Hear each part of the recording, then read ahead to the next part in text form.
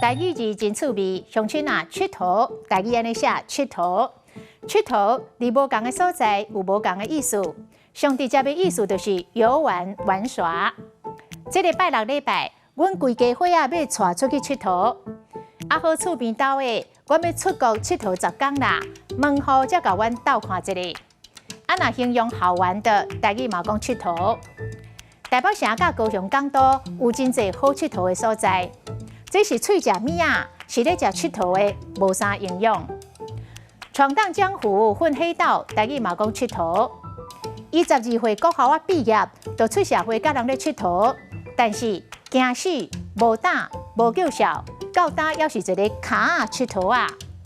过来，不务正业，黑道中人，台语讲佚佗人。不良少年、小混混，台语讲佚佗囡仔。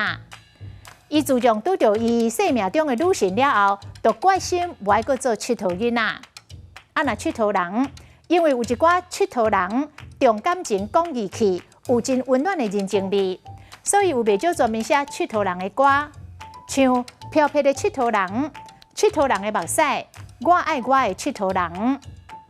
另外，这个台语教典讲，佚佗嘛有玩弄的意思。你对伊的感情是认真的，也是佚佗尔尔。今仔日的台语字佚佗实在真趣味。